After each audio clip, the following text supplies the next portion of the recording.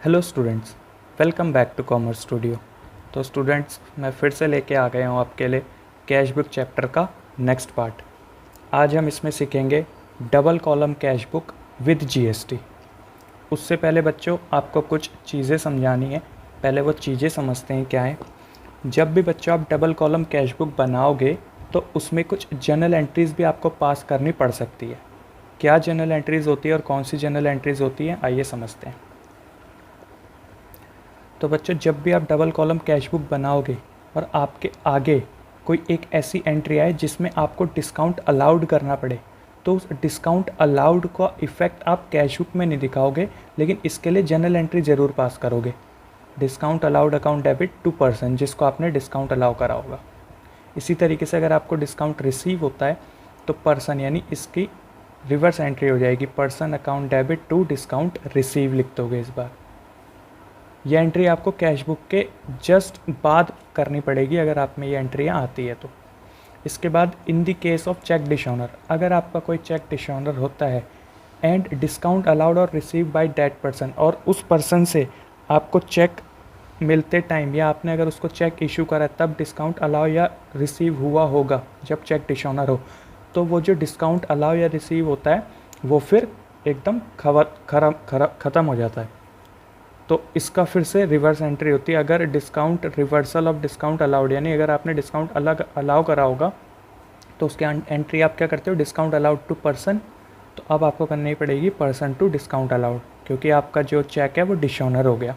यानी जितना discount allow आपने किया था वो आप रिवर्स कर लोगे, क्योंकि आप एक बात बोलोगे कि मैं आपको डिस्काउंट इसलिए दिया था ताकि मुझे पैसा मिल जाए और जल्दी मिल जाए, और जब मैं ये चेक लेके बैंक में गया तो ये तो डिसऑनर हो गया, तो अब फिर वो डिस्काउंट भी आपका नलीफाई हो जाएगा, उसको आप नहीं दोगे एक्स्ट्रा डिस्काउंट। और डिस्काउंट रिसीव होता है अगर चेक डिसऑनर के केस में, तो फिर डिस्काउंट रिसीव 2%, यानी इसकी जस्ट रिवर्स एंट्री। अच्छा, ये एंट्रीज कब पास होंगी बच्चों? These entries will be passed only if we are preparing double column cash book. ठीक है, तो अगर आप डबल कॉलम कैश बुक बनाओगे तो ही ये जनरल एंट्री आपको पास करनी होगी। इसका स्क्रीनशॉट ले लो बच्चों, अपने नोटबुक में इसको नोट डाउन कर लेना। ठीक है, चलिए, ये तो आपको जनरल एंट्रीज़ मैंने बता दी, कब पास होंगी कैसे पास होंगी वो भी हम क्वेश्चन में सीखते हैं।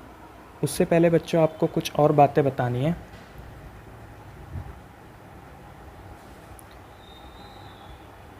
कॉन्ट्रा एंट्रीज़ क्या होती है? कॉन्ट्रा एंट्री, तो कॉन्ट्रा एंट्री बच्चों सिंपल ये कुछ भी नहीं होती। ये आपके कैश बुक का क्वेश्चन सॉल्व करते टाइम आपके आगे कोई एक ऐसी एंट्री आ जाएगी या आपके आगे कोई एक ऐसा ट्रांजैक्शन आ जाएगा जिसको पढ़ के आपको लगेगा कि मेरे पास से पैसा गया तो है लेकिन आया भी मेरे ही पास है। क्या बोला मैंने? ध्यान से सुनना। मैंने बोला कॉन्ट्रा एंट्री वो एंट्री होगी जिस ट्रांजैक्शन को या जिस केस को पढ़ के आपको लगेगा कि पैसा गया मेरे पास से और आया भी मेरे पास। ऐसा कैसे हो सकता है सर? ये तो अजीब सी बात है। तो दो केसेस हो सकते हैं ऐसा। पहला case, when cash deposited into bank, जब आप बैंक में पैसे डाल के आ जाओ। तो ध्यान से देखोगे, अगर मैं बैंक में पैसे डालने जाता हूँ तो मेरी जेब में जो कैश पड़ा होता है वो मेरे पास से गया लेकिन आया तो मेरे बैंक में ही। तो ये आपका केस 1 है। इस केस में आपको क्या जनरल एंट्री पास करनी पड़ेगी? आप बोलोगे सर कैश डिपॉजिट किया बैंक में तो बैंक में पैसे आएंगे, यानी एंट्री होगी बैंक अकाउंट डेबिट टू, गया क्या? Cash account. नरेशन क्या होगी इसकी? Being cash deposited into bank, जितनी भी अमाउंट आपने डिपॉजिट करी होगी। और एक और बात बच्चों, जब भी आप ये एंट्री सॉल्व करोगे तो इसको जब आप ट्रांसफ़र करोगे अपनी कैश बुक में तो आपको सी दिखाना पड़ेगा एलएफ के अंदर। अपने एलएफ कॉलम के अंदर आपको सी दिखाना पड़ेगा जो कि शो करता है कि आपने कॉन्ट्रा एंट्री पास करी हुई है। ठीक है, समझ आया? अच्छा, ये तो हो गया एक केस। अब एक और केस ऐसा क्या हो सकता है सर, जिसमें हमें लगे कि हमारे पास से पैसा गया और हमारे पास ही आया है। दूसरा, कैश विड्रॉन फ्रॉम बैंक, सिर्फ इतना लिखा है, या तो आगे लिख सकता है cash withdraw from bank for office use, ठीक है। अगर पर्सनल यूज़ होगा तो वो बच्चों ड्राइंग हो जाएगी, लेकिन अगर सिर्फ इतनी बात लिखी कैश विड्रॉ फ्रॉम बैंक, तो इसका मतलब होता है आप अपने बैंक गए, आपने एटीएम से पैसे निकाले। अब एटीएम से आप बच्चों पैसे निकालोगे तो क्या होगा, आपके बैंक से पैसे कट जाएंगे, बैंक में पैसे नहीं रहेंगे और आपके जेब में आ जाएंगे, यानी इसका उल्टा केस है ये, ठीक है। तो इस केस में भी एक ही बात है कि सर मेरे बैंक में रहे या मेरे पास रहे, बात तो वही है, पैसा तो मेरा ही है और मेरे ही पास है। तो इस केस में लेकिन आपको कैश को डेबिट करना पड़ेगा, क्योंकि आपके पास कैश आ गया, यानी cash account debit to bank account, क्योंकि बैंक से पैसे चले गए। इसका नरेशन क्या होगा, कैश विड्रॉन फ्रॉम बैंक, ठीक है। इसमें भी सेम है, एलएफ कॉलम में आपको सी दिखाना पड़ेगा। तो ये दो एंट्रीज होती है बच्चों, जनरल एंट्री। अब आप देखोगे ये जब आप डबल कॉलम कैश बुक बनाते हो तो ही इन एंट्रीज का फ़र्क पड़ता है, तभी आप सी लिख सकते हो, क्योंकि आप देखो बैंक के डेबिट में जाके आपको कैश लिखना पड़ेगा और कैश के क्रेडिट में जाके बैंक लिखना पड़ेगा। तो दोनों एंट्रीज यानी एक ही कैश बुक में दोनों चीज़ें आपको लिखनी है, इसीलिए इनको कॉन्ट्रा एंट्री बोलते हैं, ठीक है। तो ये कॉन्ट्रा एंट्री भी नोट डाउन कर लो बच्चों। फिर हम करते हैं क्वेश्चन। चलो बच्चों, तो हम करेंगे मेरी बुक का, आप अपनी बुक से मैच कर लेना कौन सा क्वेश्चन है। मेरी बुक का 10th क्वेश्चन आपकी बुक में भी होगा बच्चों, मैच कर लो। इसका आंसर आ रहा है 44 750 और 59 280, ठीक है। ये क्वेश्चन मैं सॉल्व कराने वाला हूँ आपको, स्क्रीनशॉट ले लो अगर क्वेश्चन नहीं है आपके पास तो। चलिए, तो क्वेश्चन बच्चों एक बार पढ़ते हैं साथ में, उसके बाद फिर देखते हैं। लिखा गया है, prepare 2 column cash book of Vinod Delhi from following transactions, ठीक है। एक मिनट, साथ में पढ़ते हैं। लिखा गया है, prepare 2 column cash book of Vinod Delhi from the following transaction. Cash in hand है हमारे पास, कैश एट बैंक है, उसके बाद काफ़ी सारी ट्रांजेक्शन्स हैं, जिसमें क्वेश्चन पढ़ते टाइम बच्चों जब आप क्वेश्चन को सॉल्व करते हो तो उससे पहले आपको पूरे क्वेश्चन की, जब डबल कॉलम कैश बुक आप बनाओगे ना 2 कॉलम कैश बुक, तो एक बार पूरे क्वेश्चन की आपको रीडिंग करनी है और उसके बाद रीडिंग करते करते आपको ये पता लगाना है कि इसमें क्या कहीं पे भी हमारा काउंटर एंट्री आई है या नहीं आई, ठीक है। तो मैं पढ़ता हूँ, देखो। तो ये cash in hand cash at bank नहीं है, बॉट गुड्स बिल्कुल नहीं, बॉट गुड्स बिल्कुल नहीं, चेक एक्सेप्ट करा बिल्कुल भी नहीं, पेटी एक्सपेंस हो गए ये भी नहीं है। ये देखो ये रही विड्रॉ फ्रॉम बैंक, तो जैसे दिखे उस पर एक टिक मार लो कि जब मैं पूरा क्वेश्चन सॉल्व करूंगा तो इस एंट्री का खास ध्यान रखना है, क्योंकि विड्रॉ फ्रॉम कैश मैंने आपको क्या बताई थी, काउंटर एंट्री। फिर आगे पेड टू घनश्याम दास बिल्कुल नहीं, withdraw from bank for personal expense, अगर ये पर्सनल एक्सपेंस नहीं होता तो ये भी काउंटर हो जाती, लेकिन क्योंकि ये पर्सनल एक्सपेंस है तो अब ये मेरे लिए ड्राइंग्स की तरह काम करेगी। फिर sold goods, receive cheque, receive repayment of, ठीक है। ये सब अब नॉर्मल क्वेश्चन है। चलिए, तो इसको सॉल्व कैसे करेंगे आइए देखते हैं बच्चों। मैंने क्वेश्चन सॉल्व करा हुआ है तो मैं आपको इसमें समझा देता हूँ इजीली। सबसे पहले लिखा है cash in hand and cash at bank 25,000 और 75,000, तो ये हमसे ओपनिंग 1 अक्टूबर की बात कर रहा है बच्चों। तो टू बैलेंस BD 25,000 एंड 75,000, ये इन्होंने हमसे ओपनिंग की बात कर ली। नेक्स्ट आगे पढ़ते हैं, लिखा है bought goods for 15,000 plus IGST 12% against cheque, यानी आपने गुड्स खरीदे हैं। अब एक बात तो मुझे समझ आ गया कि अगर मैं गुड्स खरीदता हूँ तो मेरे पास से पैसा जाएगा। अब वो पैसा 2 जगह से जा सकता है, या तो मेरे कैश में से जा सकता है या बैंक से जा सकता है, क्योंकि मैं डबल कॉलम कैश बुक बना रहा हूँ। तो क्योंकि इसने जो पेमेंट करी है वो अगेंस्ट चेक करी है, तो हमारा चेक का मतलब है बैंक से पैसा जाएगा और उसमें हमको 12% GST भी देनी पड़ेगी।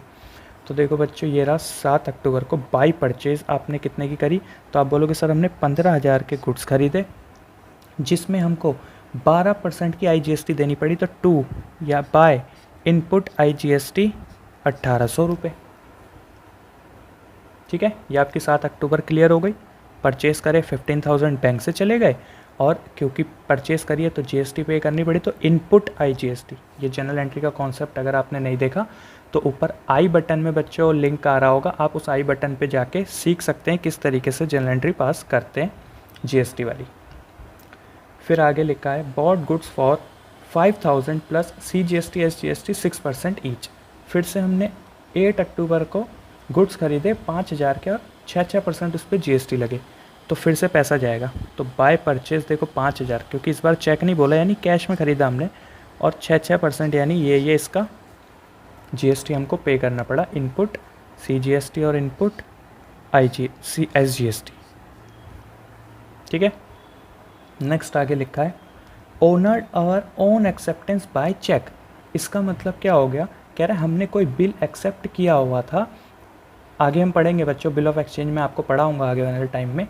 तो होता क्या, उसमें हम एक बिल एक्सेप्ट करते हैं और ये बोलते हैं कि ठीक है मैं इस बिल की पेमेंट आपको 1 महीना 2 महीना या 3 महीने बाद कर दूंगा। तो बच्चों ये 10 तारीख को वही डेट है, मान लो मैंने इस 10 तारीख से 2 महीने पहले एक बिल एक्सेप्ट करा था कि ठीक है मैं आने वाले 10 अक्टूबर को आपको 5,000 की पेमेंट दे दूंगा। तो आज वो दिन आ गया, तो मुझे पे करने का टाइम आ गया, और क्वेश्चन में लिखा है कि आपने पे भी करा, यानी आपने ओनर्ड करा आपकी खुद की एक्सेप्टेंस को चेक से। तो चेक से करा तो सर पैसा जाएगा आपके बैंक से, और बिल एक्सेप्ट लिख सकते हो या ओनर्ड लिख सकते हो।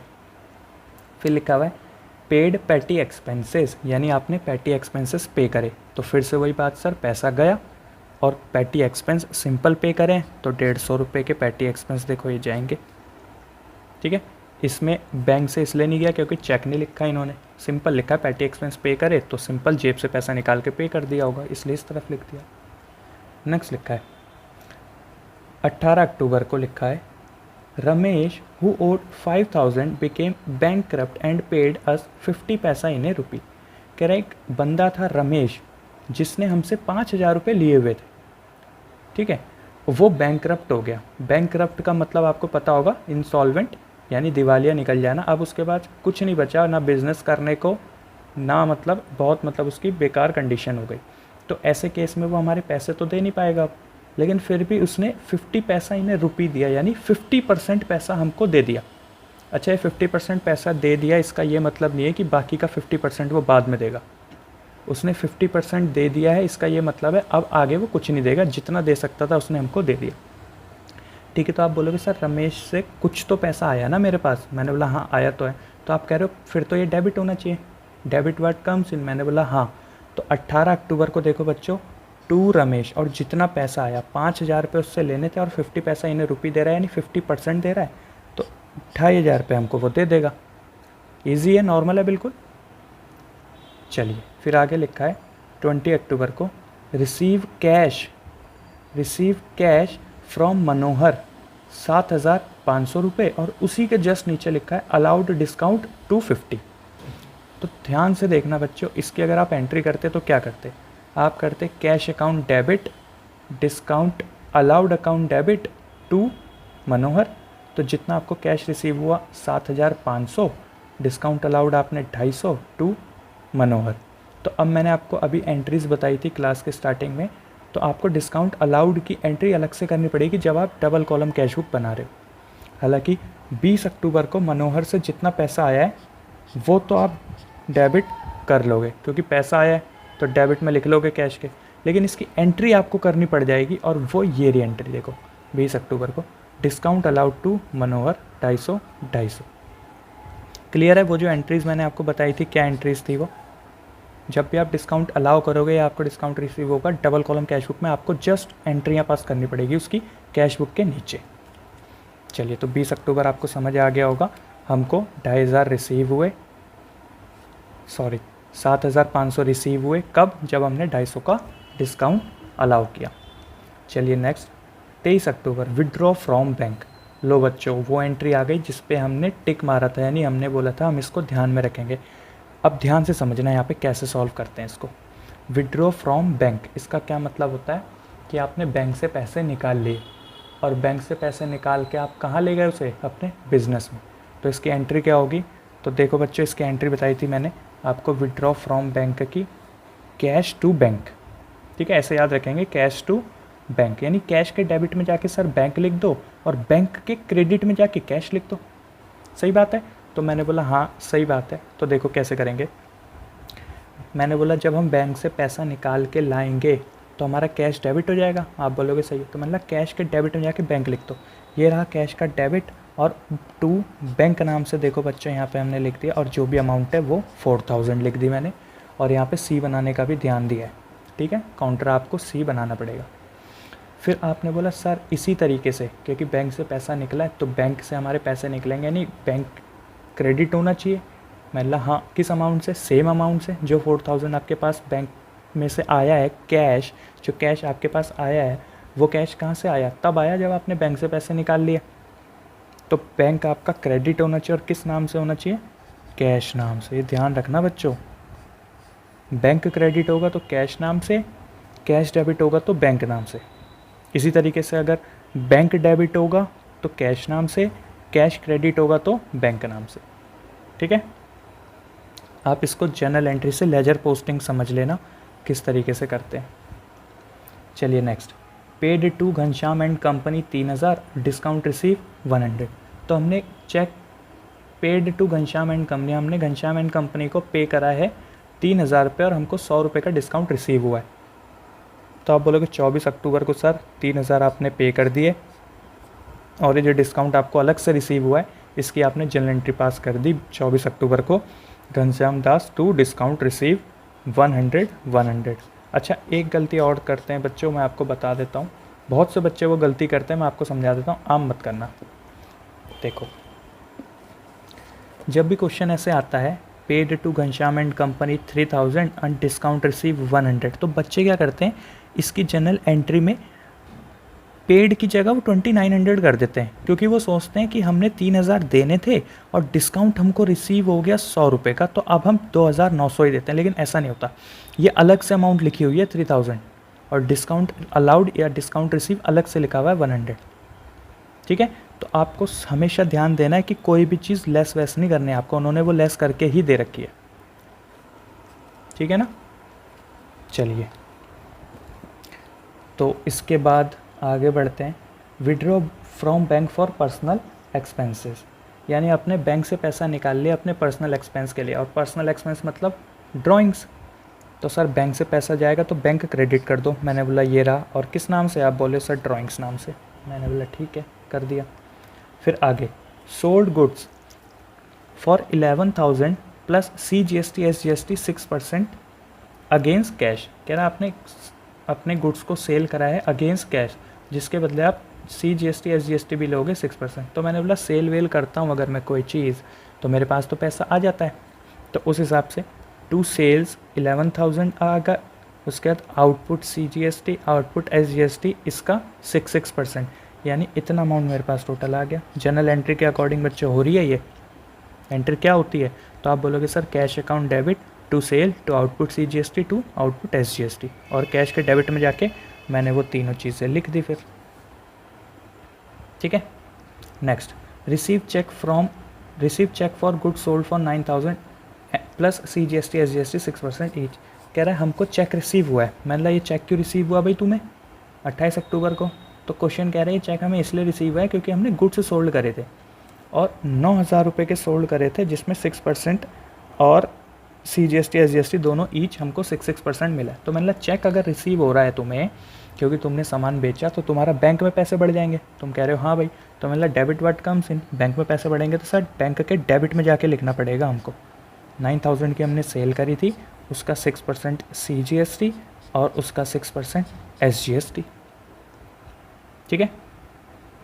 चलिए फिर आगे लिखा है लास्ट एंट्री है receive repayment of loan of 5,000 and deposit 3,000 out of it into bank.